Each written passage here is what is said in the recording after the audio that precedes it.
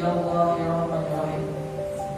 Untuk Bapak Ibu yang sudah berkenan berpartisipasi dalam program Ngaji Darul Ilmi ini, ya Allah, berikanlah kepada mereka rezeki yang berlimpah dan berikanlah keberkahan di dalam setiap langkah mereka, dan kabulkanlah apa yang menjadi hajat-hajat mereka, ya Allah.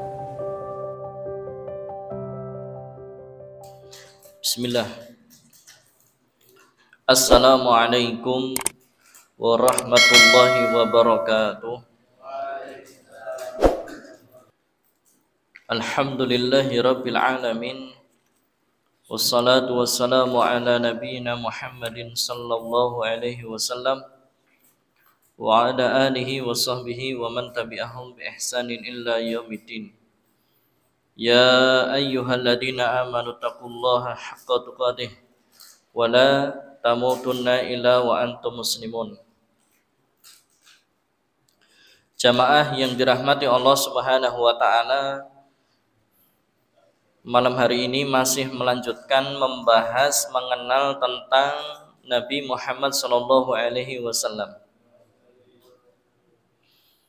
Yang dengan itu kita senantiasa bermohon kepada Allah diberikan kemudahan untuk bisa meneladani Nabi Muhammad sallallahu alaihi wasallam sebagai wujud cinta kita kepada beliau, dan semoga dengan itulah kita akan dimasukkan ke dalam surga yang ditempati Nabi Muhammad sallallahu alaihi wasallam, yaitu surga Firdausil A'la.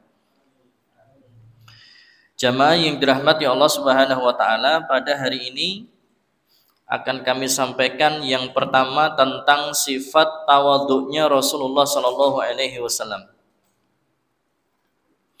Sifat tawadhu, apa yang dimaksud dengan tawadhu? Rendah hati. Ya. Yang pertama dari Umar bin Khattab, ia mengatakan Rasulullah sallallahu alaihi wasallam bersabda, la tutruni kama atratin nasara ibna Maryam, innama ana abdun faqulu abdullah wa rasuluh. Rasulullah Shallallahu Alaihi Wasallam bersabda, janganlah kalian berlebih-lebihan dalam memujiku. Walau sebetulnya Nabi Muhammad Shallallahu Alaihi Wasallam pantas dipuji, dan memang beliau Shallallahu Alaihi Wasallam adalah orang yang sangat terpuji. Sebagaimana kemarin kami sampaikan dalam surah Al-Qalam, innaka la'ala khuluqin azim, bahwasanya Nabi Muhammad SAW ini punya budi pekerti yang luhur, punya akhlak yang mulia. Dan bahkan kenapa beliau dinamakan Muhammad? Karena nama Muhammad itu kan di masa dulu bukan nama yang populer. Dulu di masa beliau SAW itu orang tua akan memberikan nama anaknya nama yang sangar, ya, nama yang sangar gitu, nama yang laki banget gitu ya. Begitu kemudian kakeknya Abdul Muthalib memberikan nama Muhammad atau Ahmad, yang artinya orang yang terpuji gitu.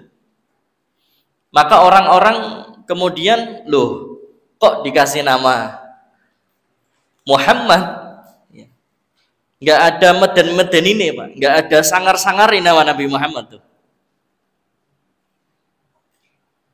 Maka kemudian Abdul Muthalib menjawab, aku beri nama Ahmad atau Muhammad, yang artinya orang yang terpuji, karena memang ya, nanti anak ini ya, akan tumbuh menjadi orang yang terpuji dan bahkan akan dipuji oleh para penduduk bumi dan penduduk langit.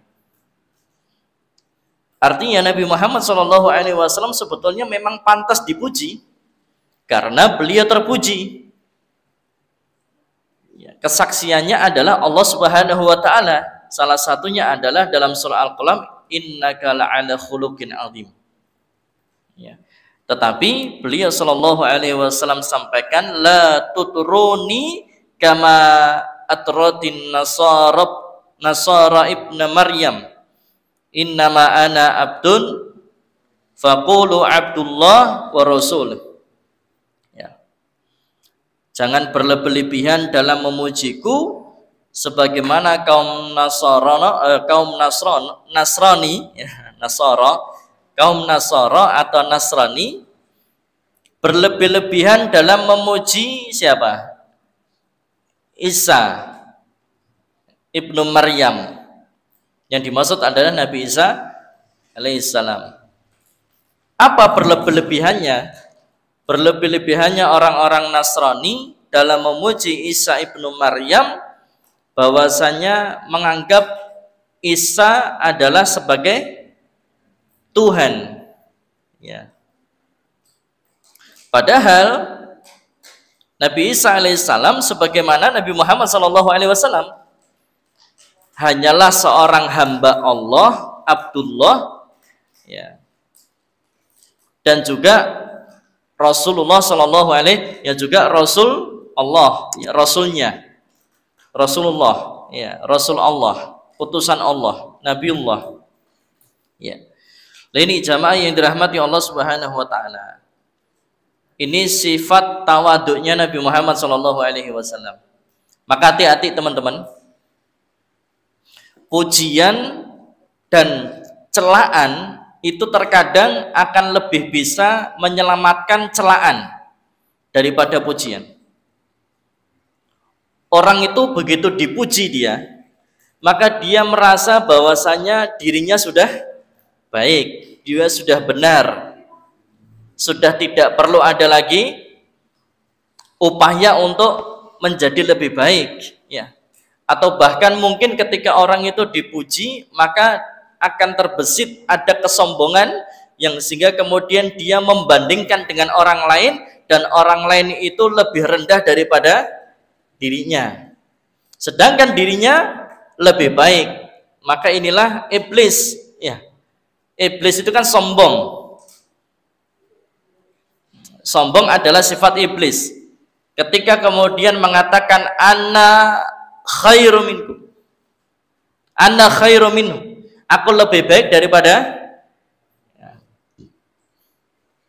Maka disinilah kemudian ada sifat kesombongan. Dan Nabi Muhammad SAW yang harusnya memang dipuji, yang bahkan Allah sendiri yang kemudian memuji Rasulullah SAW, maka hambanya memang sudah pantas untuk memuji beliau.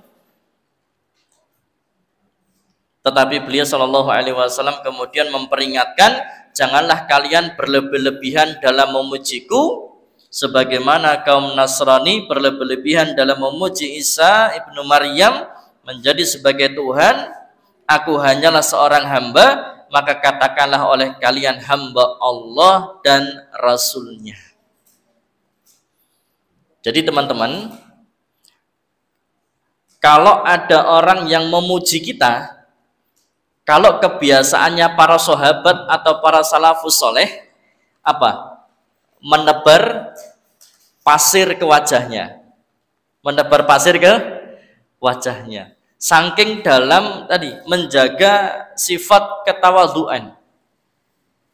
Ya. Karena ternyata ya tadi, orang itu kalau dipuji malah kemudian, ya. Contoh apa? Aksara Jawa. Teman-teman tahu aksara Jawa ya? Aksara Jawa itu kalau di pangku apa?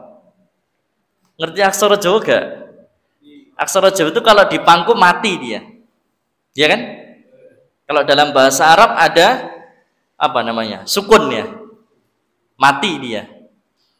Lah sama orang Jawa itu kan, atau kita ini kalau di pangku, dipuji, dilulu dan sebagainya, maka itu akan membuat mati. Maksudnya bagaimana? Kita sudah merasa terbang di awan, Masya Allah. Kenapa? Pujian. Itu yang kemudian melenakan, membuat kita ini lalai terkadang. Bahkan yang bisa menyelamatkan kita itu malah cacian, teman-teman. Atau terkadang suara-suara yang tidak enak, kritikan, masukan yang mungkin kita merasanya tidak enak, kadang mungkin kita sakit, kadang mungkin kita marah, tapi ternyata kritikan itu yang malah membuat kita akan menjadi lebih baik, dan itulah yang kemudian akan bisa menyelamatkan kita. Maka ucapkanlah terima kasih kepada teman-teman kita yang kemudian mau memberikan saran masukan dan mau mengkritik kita. Sampaikan terima kasih kepadanya, karena sejatinya dia adalah sahabat yang sejati, yang kemudian mengingatkan, ya, yang kemudian senantiasa mengingatkan supaya kemudian kita bisa menjadi lebih baik. Ya. Apakah tidak boleh memuji Rasulullah Shallallahu Alaihi Wasallam? Wajib. Tetapi Rasulullah sampaikan jangan berlebihan. Maksudnya bagaimana? Anggaplah aku, kata Muhammad Rasulullah Shallallahu Alaihi Wasallam, anggaplah aku ini Abdullah, hamba Allah dan Rasulnya, utusan Allah Subhanahu wa Ta'ala. Dah cukup. Jangan sampai ada orang-orang yang mengkultuskanku, jangan sampai ada orang-orang yang kemudian menganggapku sebagai Tuhan dan sebagainya dan sebagainya. Nah, ini ketawaduannya Nabi Muhammad SAW. Kemudian yang selanjutnya dari Aisyah radhiyallahu anha yang mengatakan, innama kana firasyu Rasulillah sallallahu alaihi wasallam alladhi yanamu alaihi min Adam, ya, hashwuhu lafifun. Tempat tidurnya Rasulullah Shallallahu Alaihi Wasallam yang biasa beliau tidur di atasnya adalah terbuat dari kulit yang disamak, alasnya adalah serabut pohon kurma. Oh, masya Allah. Ya, ini tempat tidurnya Nabi Muhammad Shallallahu Alaihi Wasallam dari kulit yang disamak, ya. Kemudian alasnya adalah serabut pohon kurma. Jadi supaya ada empuk-empuknya dikasih serabut pohon kurma. Ya, sederhana sekali kan? Apakah kala itu memang kehidupannya seperti ini semua? Oh enggak, raja-raja kala itu mereka hidup mewah. Bahkan sebelum Nabi Muhammad SAW pun, masya Allah, kita tahu raja-raja yang luar biasa kekayaannya. Nabi Sulaiman alaihissalam kekayaannya luar biasa, kekayaan yang tidak mungkin dimiliki oleh umat setelahnya, ya, yaitu Nabi Sulaiman. Artinya dulu itu sudah ada fasilitas yang bisa dibilang VVIP. Ya. Tetapi Nabi Muhammad SAW karena ketawaduannya, kesederhanaannya, beliau lebih memilih hidup yang sederhana, semampu beliau. Ya. Dan kalau kita buka di Quran ada surah Al-Hujurat, disitulah nanti kita akan terbayang bagaimana bilik-bilik kamarnya atau rumahnya Nabi Muhammad SAW yang mungkin zaman sekarang bisa kita bilang kos-kosan. Bukan rumah yang mewah, bukan rumah yang megah. Ya. Bahkan mungkin rumahnya Rasulullah Shallallahu Alaihi Wasallam dibanding dengan rumah yang mewah, itu rumah beliau seperti kamar tidurnya saja. Ya. Seperti kamar tidurnya saja. Ada rumah mewah gitu kan ya? Ada kamar tidur. Nah, mungkin rumahnya Nabi Muhammad Shallallahu Alaihi Wasallam segede rumah tidurnya, kamar tidurnya aja. Memang istri-istri beliau diberikan rumah satu-satu, tapi ya tadi hujurat, ya, bilik-bilik, ya, rumah-rumah yang petak-petak atau kecil-kecil, dan itu berada mengelilingi Masjid Nabawi. Ya. Nah, jamaah yang dirahmati Allah Subhanahu Wa Taala, yang selanjutnya dari Anas bin Malik. Ada seorang wanita datang menemui Rasulullah Shallallahu Alaihi Wasallam dan mengatakan, sesungguhnya aku ada perlu denganmu. Maka beliau sallallahu alaihi wasallam menjawab, ya, ijlis fi ayyi tariqil madinati, ya, sya'ti ajlis ilaik. Duduklah di jalan mana saja yang engkau kehendaki di kota Madinah, niscaya aku akan datang menemuimu. Ya, luar biasa tawaduknya Nabi Muhammad. Sekarang teman-teman kalau pengen ketemu sama presiden harus kemana? Istana. Lah sedangkan Nabi Muhammad SAW ini kedudukannya lebih tinggi dari presiden. Lah kalau presiden hanya memimpin satu negara. Tapi kalau Nabi Muhammad SAW, wa ma arsalnaka illa kafatan linnas rahmatan lil alamin. Tidak sebanding. Bukan hanya satu negara, satu bumi inilah tugasnya Nabi Muhammad SAW.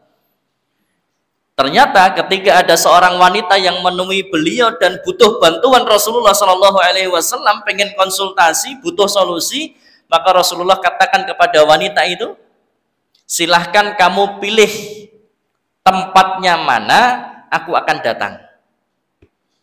Luar biasa kan? Tawaduknya beliau sallallahu alaihi wasallam. Kalau orang-orang pada tanya di mana kantornya Nabi Muhammad sallallahu alaihi wasallam, di mana istananya Nabi Muhammad sallallahu alaihi wasallam, kantor dan istananya Nabi Muhammad sallallahu alaihi wasallam di mana? Masjid. Tidak punya kantor beliau. Makanya teman-teman, desain Masjid Nabawi itu yang kemudian perlu menjadi inspirasi kita. Masjid Nabawi itu dibagi menjadi 3. Masjid Nabawi itu dibagi menjadi 3. Yang kotak ini ya, seperti ini kotak. Yang bagian depan ini ditutup atasnya. Bagian depan ditutup atasnya. Untuk apa? Sholat. Ya. Imam di sini, betul mimbar di sini. Karena sana nanti menjadi rumahnya Rasulullah Shallallahu Alaihi Wasallam berderet. Nanti kan Nabi Muhammad langsung masuk itu dari pintu situ. Depan ini ditutup untuk sholat. Kemudian bagian tengahnya bolong, tidak diberi atap. Kemudian nanti yang bagian belakang itu diberi atap. Untuk apa? Tidurnya para ahlus sufah. Para sahabat yang tidak punya rumah, yang miskin, ya, nggak punya rumah, miskin, itu nanti tidurnya di masjid tapi yang bagian belakang. Lah terus sekarang kotak ini tengah ini kenapa tidak ditutup atapnya? Ya karena disitulah nanti Nabi Muhammad SAW kalau mengadakan rapat, musyawarah, ya, atau mungkin mengadakan latihan-latihan perang dan sebagainya, tempatnya di situ. Yang sehingga masjid itu betul jadi pusat peradaban, pusat kegiatan, pusat aktivitas muslimin, itu ya di masjid. Nah nanti teman-teman akan melihat ya kira-kiranya yang mirip-mirip ya bentuknya dengan Masjid Nabawi. Silahkan teman-teman nanti datang ke, kalau sudah jadi ya, Masjid Syekh Zayed di Gilingan. Masjid Syekh Zayed di Gilingan itu bagian depan tutup masjid utama, bagian tengahnya ini tidak ada atapnya.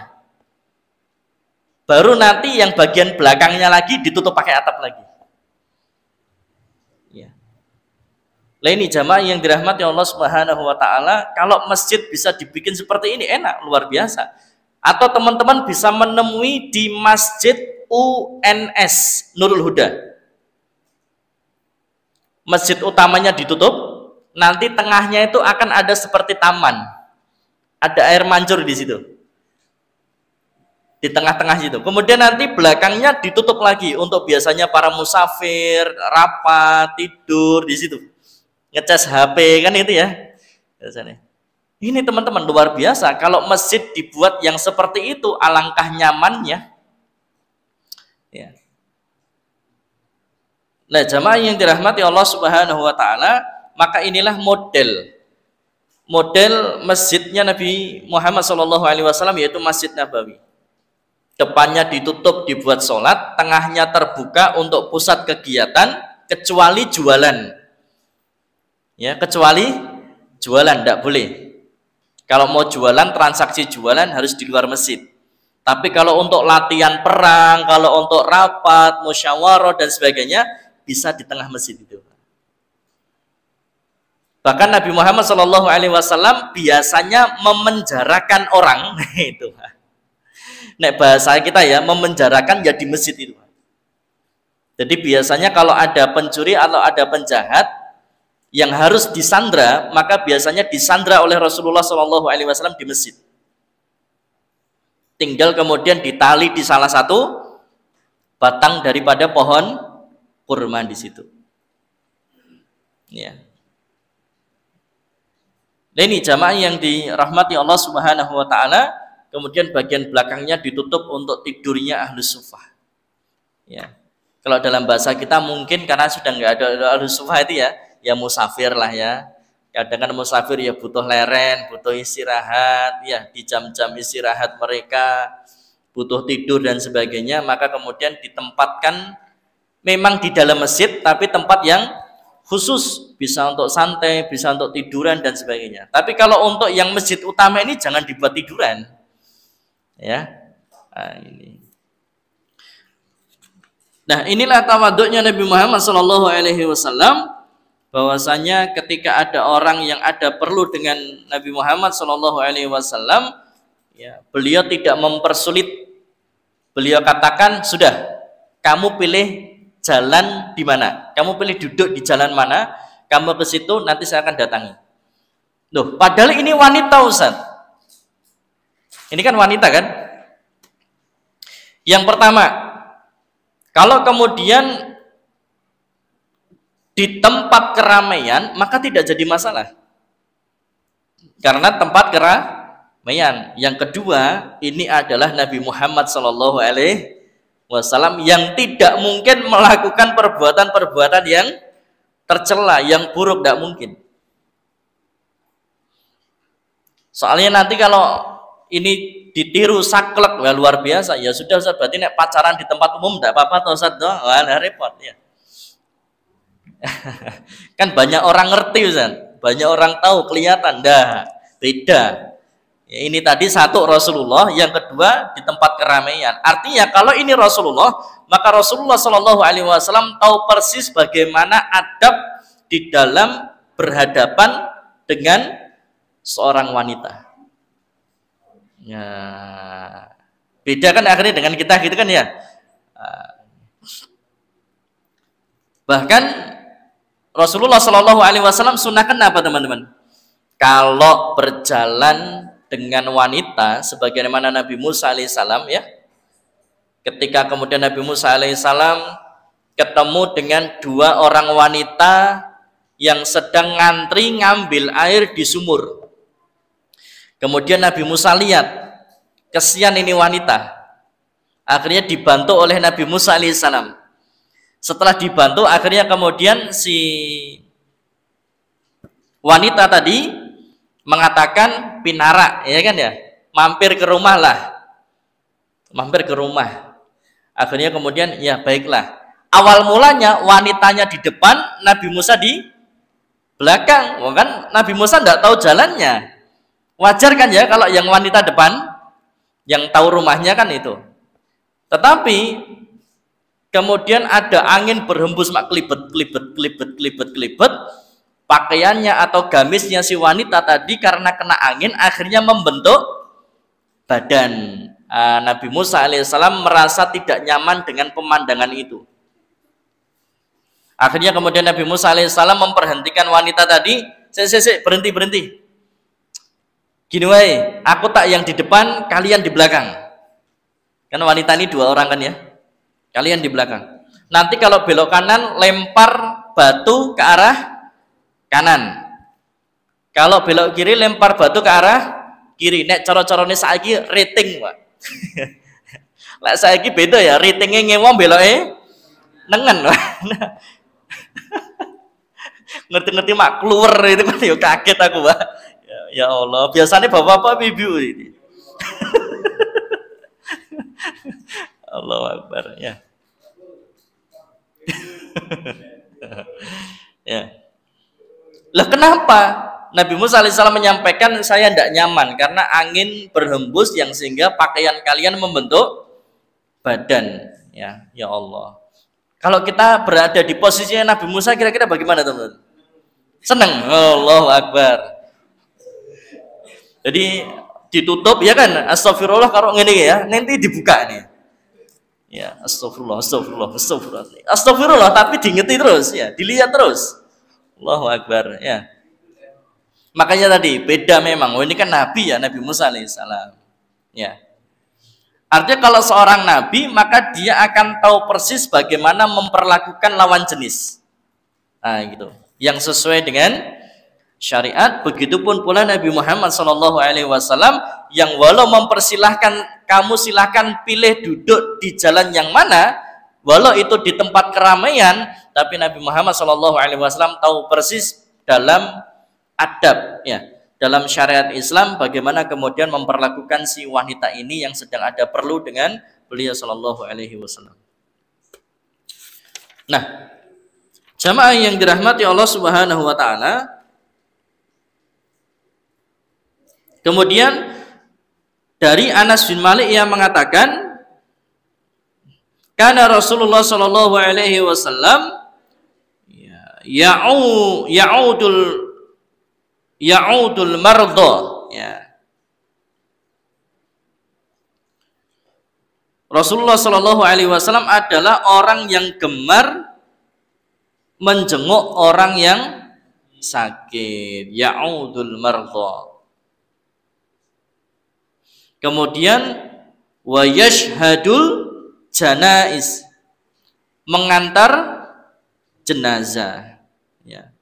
Wa yarkabul himara, menunggang, kalau di sini keledai, himar ya, keledai. Kemudian wa yujibu da'watal abd, memenuhi panggilan undangan seseorang. Inilah Nabi Muhammad SAW. Suka menjenguk orang sakit, mengantar jenazah ya, sampai ke pemakaman, kemudian menunggang keledai ya, memenuhi panggilan atau undangan seseorang. Luar biasa ya.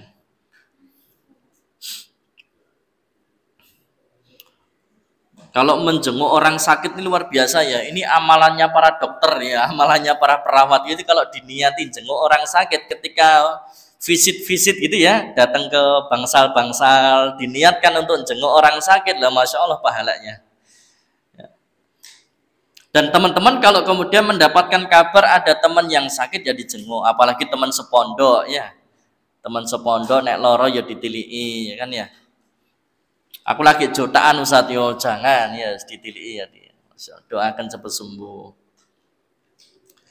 Kemudian yang selanjutnya dari Anas bin Malik, ia mengatakan Nabi Shallallahu Alaihi Wasallam pernah diundang untuk makan roti gandum dengan minyak samin.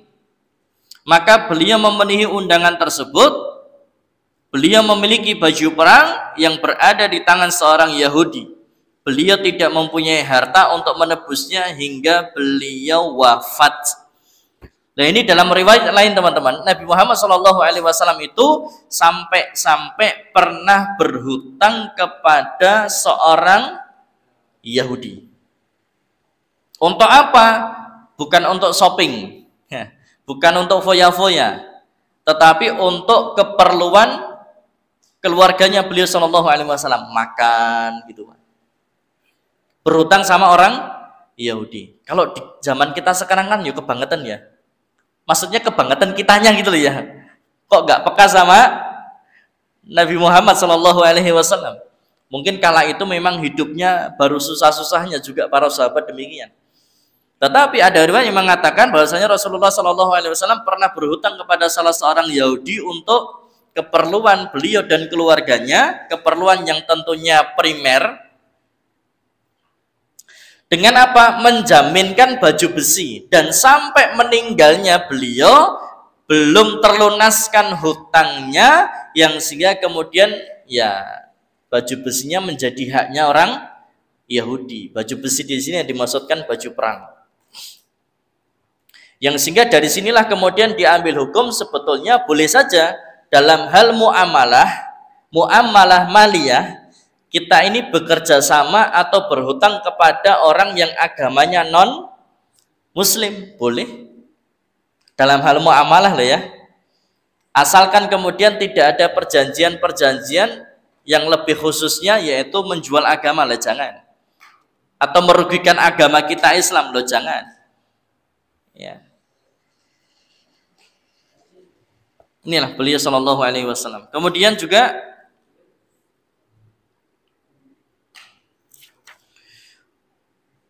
dari Anas bin Malik radhiyallahu anhu yang mengatakan Rasulullah Shallallahu Alaihi Wasallam melaksanakan ibadah haji di atas pelana unta yang sudah lapuk berlapis bludru yang harganya tidak mencapai 4 dirham. Beliau mengucapkan, ya Allah, jadikanlah hajiku ini haji yang tidak ada riak, ya, ingin dilihat orang lain di dalamnya, dan tidak ada sum'ah, tidak ingin didengar orang lain. Luar biasa. Dalam riwayat lain kami tahu harganya adalah 4 dirham. Setelah beliau Rasulullah Shallallahu Alaihi Wasallam duduk dengan sempurna di atas pelana untanya, beliau mengucapkan, ya Allah, jadikanlah hajiku ini haji yang tidak ada sum'ah, ingin didengar orang lain di dalamnya, dan tidak ada riak, ingin dilihat orang lain. Yang sehingga teman-teman, di riwayat ini ada beberapa hal yang luar biasa dari Nabi Muhammad SAW. Yang pertama, ya, beliau Shallallahu Alaihi Wasallam orang yang sederhana. Bahkan beliau ketika berhaji hanya menunggangi unta dengan pelana yang sudah lapuk berlapis bludru yang harganya murah 4 dirham. Yang sehingga apa? Bukan soal apa kendaraannya, tapi siapa yang menaiki kendaraan itu. Bukan soal apa kendaraannya, tetapi soal kendaraan itu dipakai untuk apa. Ini yang penting, teman-teman. Kendaraan boleh mereknya merek jadul, tapi tergantung siapa yang menaikinya dan dipakai untuk apa. Berkahnya di situ. Ya. Nah, jamaah yang dirahmati Allah Subhanahu wa taala, sehingga Nabi Muhammad SAW tidak malu, mempunyainya ini yo ini. Tapi kan tadi bukan soal merek, bukan soal kendaraan tahun berapa, tapi soal siapa yang ada di atas kendaraan itu yang menunggangi dan kemudian dipakai untuk apa. Kemudian yang kedua, Nabi Muhammad SAW bermohon kepada Allah supaya dihindarkan dari riya dan sum'ah ketika beramal dan beribadah.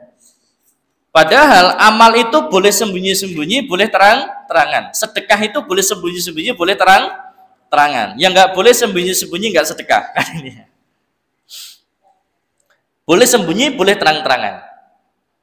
Tetapi amal yang kemudian disembunyikan, maka inilah amal yang akan lebih bisa terjaga keikhlasannya. Contoh, teman-teman sholat tahajud. Sholat tahajud itu teman-teman mau terang-terangan ya enggak apa-apa. Lagi rukuk selfie, wah kebangetan ya. Hai guys, lagi rukuk ya, repot ya. Nah itu kebangetan, mau sholat kok malah selfie ya. Terang-terangan enggak apa-apa, ngajak-ngajak teman dan sebagainya, silahkan. Sekarang ada namanya komunitas tahajud berantai. Tahajud berantai itu maksudnya gini, nanti setiap dari kalian akan punya tugas untuk membangunkan teman-temannya. Ya, dengan cara apa? Miss call. Untuk apa? Bangun sholat tahajud. Itu kan terang-terangan kan? Ya, enggak apa-apa. Ya. Sembunyi-sembunyi ya enggak apa-apa, tapi amal yang disembunyikan itulah yang terkadang lebih bisa membuat kita bisa menjaga keikhlasan. Amal yang sembunyi. Ya. Nah ini jamaah. Dan kalau kita lihat orang-orang soleh terdahulu, itu taunya dia punya amalan setelah orang soleh itu meninggal. Taunya dia punya amalan setelah orang soleh ini meninggal. Dia punya amalan apa? Dia punya amalan setiap malam, ya, setiap malam ketika orang sudah pada tidur, itu nganterin gandum ke rumahnya orang-orang yang miskin. Diletakin di depan rumah, nggak ketok pintu, cuman ditaruh di depan rumah, dan juga tidak difoto. Di sini kan rene HP kan ya, taruh di depan rumah, nanti diketok, ya, pergi dia. Dan tidak ada orang yang tahu, dan dia pun juga tidak pernah bikin story, tidak pernah mengabarkan ke orang-orang tentang amalan yang dilakukan di setiap malam. Dia naruh gandum di depan rumahnya orang-orang yang miskin menurut dia. Sampai kemudian tuh berjalan bertahun-tahun dan orang-orang tetap tidak tahu siapa yang melakukan ini. Singkat cerita, ada orang yang meninggal, dapat kabar lelayu. Kemudian ketika dimandikan, orang yang memandikan ini terheran-heran dengan apa? Dengan nek bahasanya ngapa ya, Pak? Ngapal ya. Punggungnya itu ngapal. Tahu ngapal ya? Jadi kayak menebal dan warnanya coklat kehitam-hitaman gitu ya. Ngapal. Orang yang memandikan bingung, ini bekas apa ini? Kalau terbakar bukan. Kalau terbakar kan melepuh ya. Enggak. Kalau terbakar kan kulitnya jadi tipis gitu kan ya. Enggak, ini tidak terbakar ini. Ini ngapal, mengeras, dan warnanya hitam ya, coklat kecoklatan. Lah, ketika kemudian ini orang dikubur, ya gitu kan ya, dikubur, sampailah kemudian orang-orang yang miskin tadi tersadar setelah beliau ini meninggal, sudah tidak ada lagi gandum di depan rumahnya. Luar biasa, indah ya bukan? Luar biasa. Bagaimana kemampuannya menyembunyikan amal sampai kemudian bertahun-tahun, bahkan mungkin berpuluh tahun, sampai kemudian dia meninggal, dan ternyata sampai meninggal pun dia nggak cerita. Yang menyimpulkan adalah kemudian masyarakat.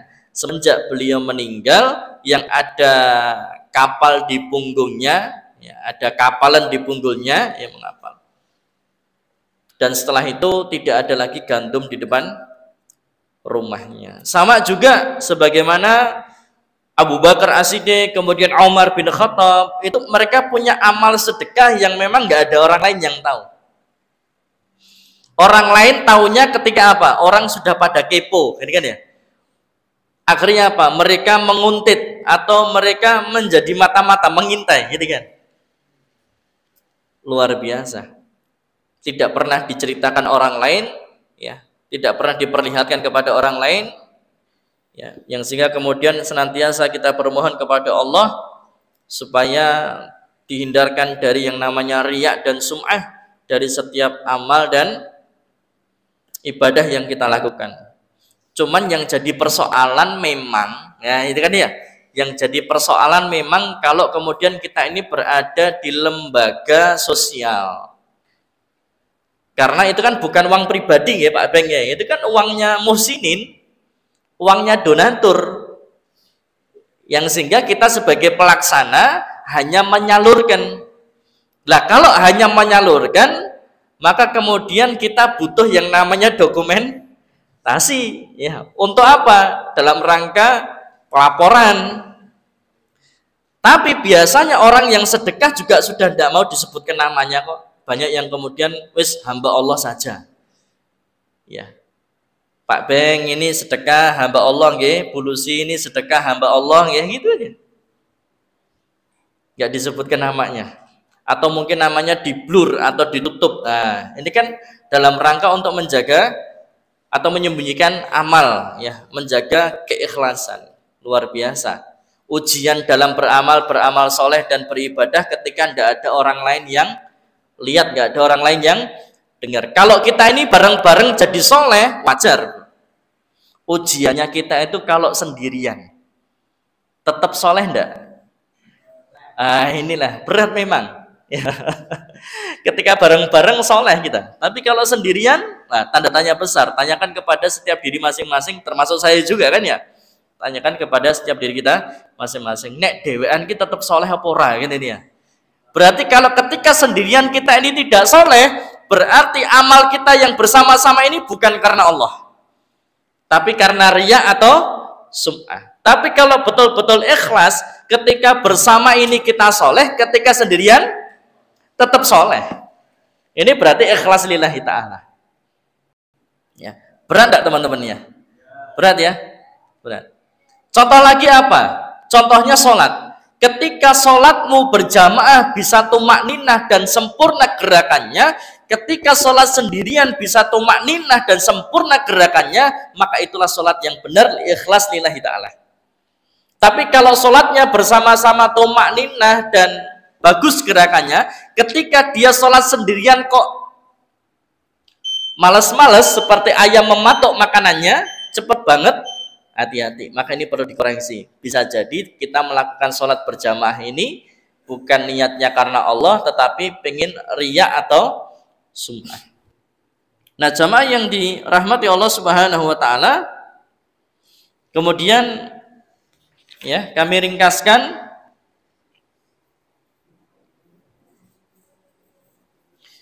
dari Jabir, ia mengatakan Rasulullah Shallallahu Alaihi Wasallam datang menemuiku tanpa menunggang bighal atau menunggang birzaun. Ini sejenis keledai atau kuda, tapi bukan keledai atau kuda Arab dan berbadan besar. Ya, jalan kaki Nabi Muhammad SAW. Kemudian Yusuf bin Abdullah bin Salam, Rasulullah Shallallahu Alaihi Wasallam menamakanku Yusuf, mendudukkan aku di pangkuan beliau dan mengusap kepalaku. Luar biasa. Nabi Muhammad Shallallahu Alaihi Wasallam itu sama anak-anak ya penyayang. Nabi Muhammad Shallallahu Alaihi Wasallam itu kalau lewat di kumpulan anak-anak yang sedang bermain, maka beliau akan salam, mengucap salam, bahkan beliau akan mengusap kepala mereka. Pada seorang Nabi, seorang Rasul kan ya. Tidak menganggap bahwa itu menurunkan harga diri atau kehormatan beliau, enggak. Menurunkan wibawa beliau, enggak. Luar biasa. Ketemu sama anak-anak, salam, kemudian bahkan mengusap kepala anak-anak tersebut. Dan tadi ternyata Rasulullah Shallallahu Alaihi Wasallam tidak ada pengawal, Pak. Kalau zaman sekarang namanya apa, Pak Iwan ya? Bodyguard, forerunner. Atau enggak, Nabi Muhammad kalau pergi ya pergi sendiri, jalan ya jalan sendiri, wes. Ya, bismillahi tawakkaltu 'alallah, kan itu ya. Tawakal 'alallah. Luar biasa. Kemudian yang terakhir dari Amrah, ia mengatakan, ditanyakan kepada Aisyah radhiyallahu anha, apa yang dilakukan oleh Rasulullah di rumahnya? Dia menjawab, beliau Shallallahu Alaihi Wasallam itu kalau di rumah ya seperti manusia kebanyakan. Ngapain? Beliau mencuci sendiri pakaiannya, memerah sendiri kambingnya, dan melayani dirinya sendiri. Jadi Nabi Muhammad SAW itu kalau di rumah bantu pekerjaan istrinya. Beliau mencuci pakaiannya sendiri. Apapun yang dimiliki oleh Nabi Muhammad SAW, maka beliau akan rumat dewi, akan dirawat dengan sendiri, membantu pekerjaan istrinya. Nah, kalau dalam bahasa ya sekarang mungkin istrinya nyuci, suaminya yang jemurin, atau suaminya yang nyetrikain ya. Kemudian nyapu, bantu ngepel, bantu isa-isa, macam-macam. Ya. Kalau beliau Shallallahu Alaihi Wasallam baru di rumah, maka Itulah semoga sebagaimana Allah kumpulkan kita di masjid ini, semoga Allah Subhanahu wa taala kembali kumpulkan kita di Firdausil A'la. Amin amin ya rabbal alamin. Subhanakallahumma wa bihamdika asyhadu an la ilaha illa anta astaghfiruka wa atubu ilaik. Assalamualaikum warahmatullahi wabarakatuh.